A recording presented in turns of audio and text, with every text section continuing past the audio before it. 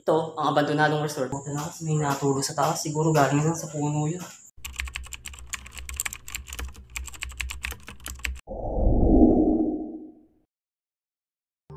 Mag-aalas 10 na ng gabi nang umpisahan kong libutin ang abandonadong resort na ito. At ang una kong pinuntahan dito ay ang mga cottage na nasa gilid ng swimming pool.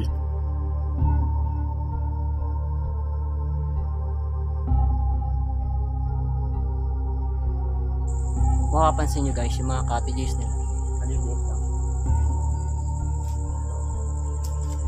Mga mesa nila, mga kahoy lang. Para lang siyang maliit na na tent or payong na itsura. Ayan. Pero laki ng resort na to guys. Sabi ng caretaker dito, yung mga pumapasok ko raw dito, ano raw, mga kwento nila ito, may mga ahas daw na napag-alagala rito, may mga natuklaw na raw dito. At itong resort na to ay siguro mga 20 years na abandoned, mahigit. Yun lang nakuha natin yung hindi alam kung bakit na-abandon to. At ang sunod kong pinuntahan dito ay ang slide ng swimming pool. Napakalaki ng nila rito. Haba ng slide nila guys.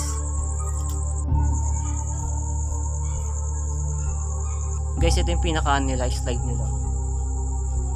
Meron pa rin siyang mga tubig oh.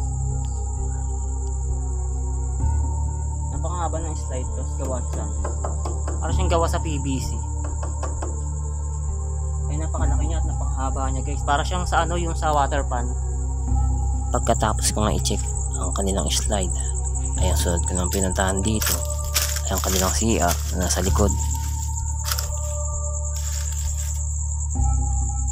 Bago ko mapuntahan ang kanilang CR dito sa likod, ay nakita ko pang isang puno ng balete na halos napakalaki.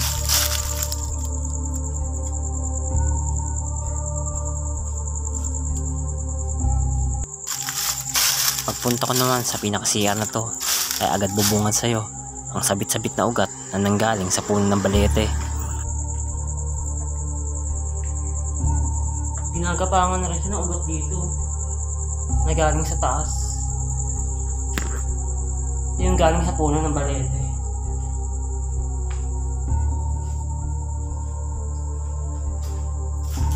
Ito yung pinaka-shower nila.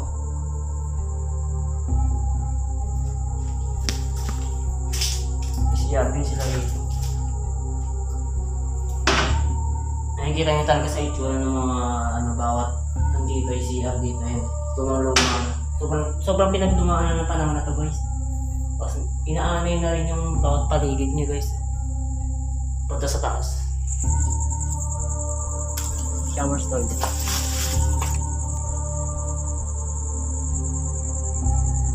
Pagkatapos kong libutin ang pinaka-shower toilet, ay agad daw bumaba para i-check naman kanilang swimming pool. At dito mapapansin nyo ang parang isang arko na nasa gitna ng swimming pool at isang napakahabang slide. So guys, nandito na kami sa resort dito sa baba. At dito makikita nyo ang napakalaki nilang swimming pool. Ito naman guys yung pambatang or pambatang swimming pool. Andiyan ko man nasa 3 feet lang. Yan guys, may tubig pa siya. Mga nilulumot ng tubig.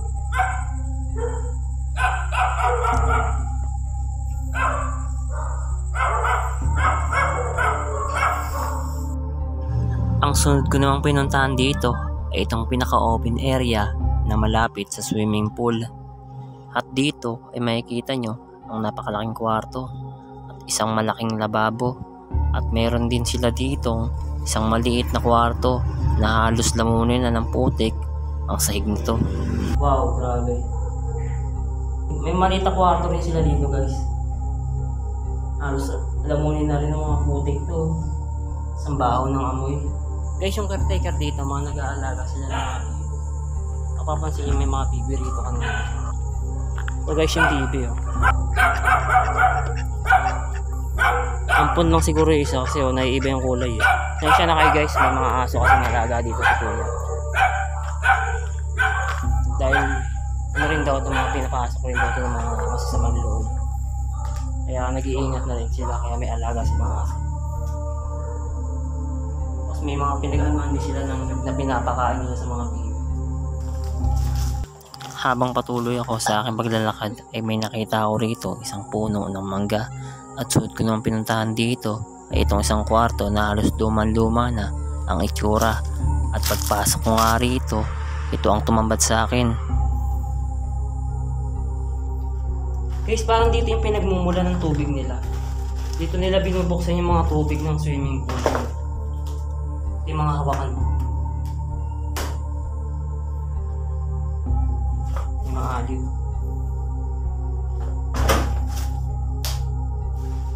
Parang itong pinaka-Poso Negro ata. Ang pinaka-Poso Negro to yun. Sa mga oras na yun hindi na ako nagtagal sa loob at agad na akong umalis. At sunod ko naman pinuntahan dito ay itong clubhouse ng resort na ito.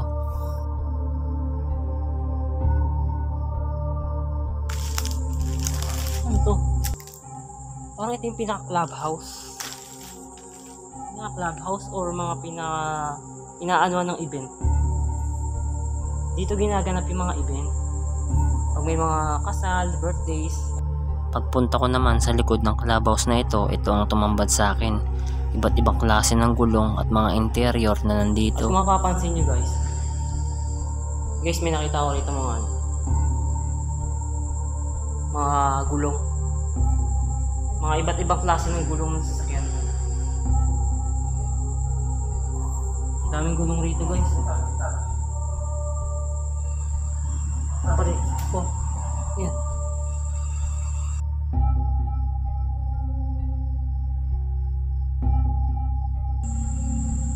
Ito na yung pinaka-exit nila guys. Ito na yung pinaka-exit.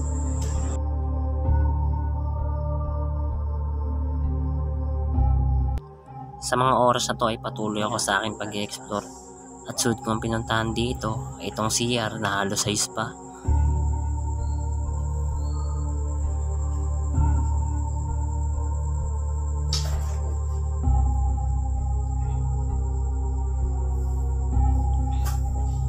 Stroller ng bata to. Stroller ng bata. Uy. Yung CR nila rito medyo ice pa. Ayan o, gentlemen and ladies. Sarado guys.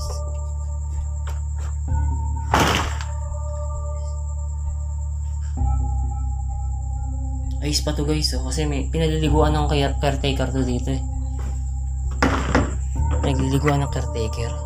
Sa mga oras na yon ay patuloy pa rin ako sa aking paglilibot at suot ko ang pinuntahan dito ay itong isang bahay na parang ancestral house ang itsura na agad kong pinasok at pagpasok ko nga rito ito ang bumungad sa akin.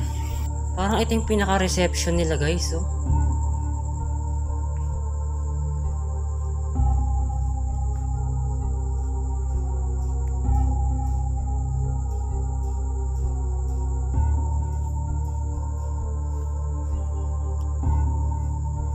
Dito naman sa pinaka-reception area nila ay may napansin ako iba't ibang klase ng gamit na halos buo May pa. mga gamit pa sila rito oh. Mga plato. Siguro ginagamit pa ng caretaker to dito. Ayan. Mga baso, mga plato, at mga kutsara. Ayan. Iba't ibang klase ng gamit sa pagkain. May kaldero rin sila rito guys oh.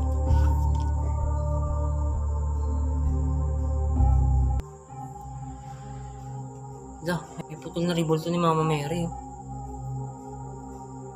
Suot ko ang pinuntahan dito ay itong pinaka master kitchen. Isa itong kitchen nila. Yung kitchen. Yung pinaka kitchen nila. Wala na yung pinaka takip ng cabinet sa baba. Matanggal na. Pagpunta ko naman dito sa pinakalikuran, ito ang bumungad sa akin. Iba't ibang klase ng gamit at may mga bike pa ng bata.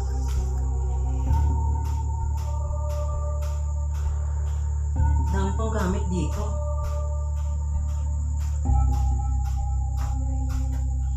sasakyan ng ano to yun. Mga pambatang laruan, mga pambatang bike. Pambatang bike to. Grabe, ang dami ring damit dito. Ano to, mga naiwan siguro to. Medyo kinilabutan ako kasi may natulog sa taas. Siguro galing lang sa puno yun. Sa mga oras na yon ay hindi na ako nagtagal sa loob at agad na akong umalis.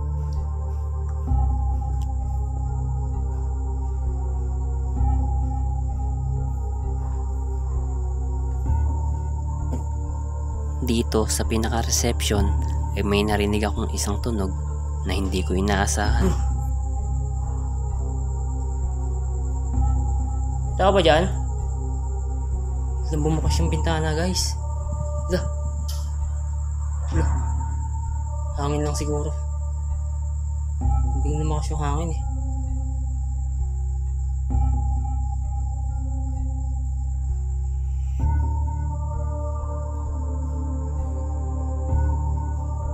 Dito pa rin sa pinaka-reception ng resort na ito ay may napansin akong isang higaan at iba't ibang klase ng gamit.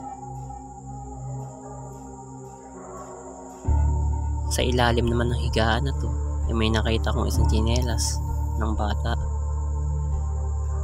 Guys, may tsinelas ng bata rito.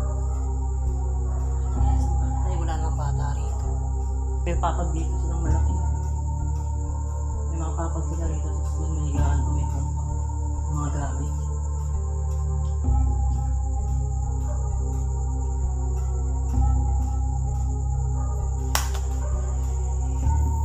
Mapapansin nyo guys, yung kisame niya bagsak na. Kita na yung butas sa loob. Kakaiba yung ilaw nila guys. Parang sa convention center.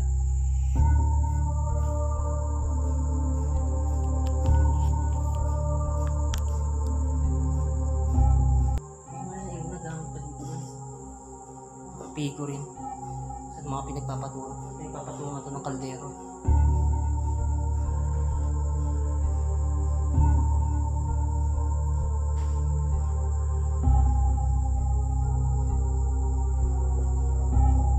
May mga alphabet din sila ng bata rito or mga drawing shape ng pambata. Kanina meron tong tsinelas ng bata. Wala namang bata rito. Pagkatapos ko ang maglibot ng ilang minuto sa reception na to, ay agad na akong umalis. At suot ko ang pinuntahan dito ay itong parte ng likuran na merong iba't ibang klase ng gulong.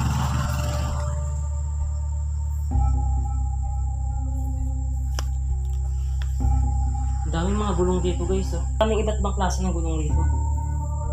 Di malaman kung vulcanizing shop din to eh. Kung mga pinagdadalhan ng mga gulong dito. Ayun, mga ritaso ng gulong.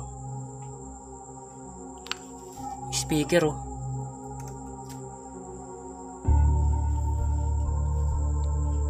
Siguro ito yung mga gamit ng caretaker dito. Kasi mga iba't ibang klase ng gulong niya. May pang motor. Meron din pang sasakyan. Mga laking gulong sa may pang sasakyan din.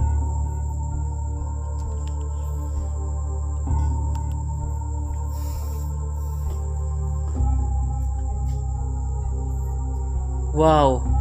Grabe, ang dami! Ang dami guys! Ang daming mga interior dito. Mga galing sa gulong. Ayun, iba't ibang klase ng interior. Meron sa bike, meron sa motor, meron sa sasakyan. Tapos dito, may CR din sila rito. Oh. Helmet oh. Oh shit, helmet. Pwede pa ba yan? May barbers oh.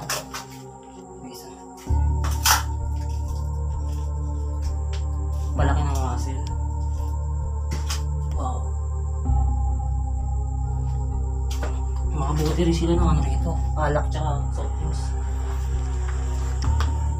Pagkatapos ko ang libuti ng pinakalikuran nito, ay agad akong bumaba para puntahan naman ang pinakamalaki nilang cottage na halos sa buong pamilya ang kasya rito. May pusa. Area naman na to guys. May malaki silang cottage dito. Cottage siguro to ng isang buong pamilya. Pusa guys. Ito tayo rito. mga pinapalis lang na pusa rito.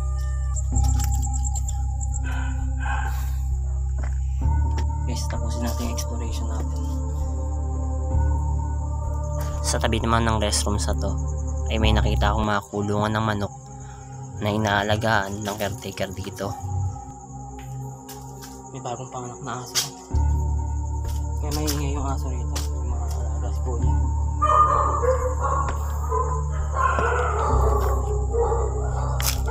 At dito, bago matapos sa aking pag-i-explore, ay pinasok ko tong isang CR na halos gawin ng kulungan ng mga manok. Daming alaga ni Kuya ano rito, mga manok. Mga bagong panganak po, nililim naman. Mga nililim naman yung mga anak ko. Ayun, yes. Daming manok rito. Puro tayo naman ako rito. Baho.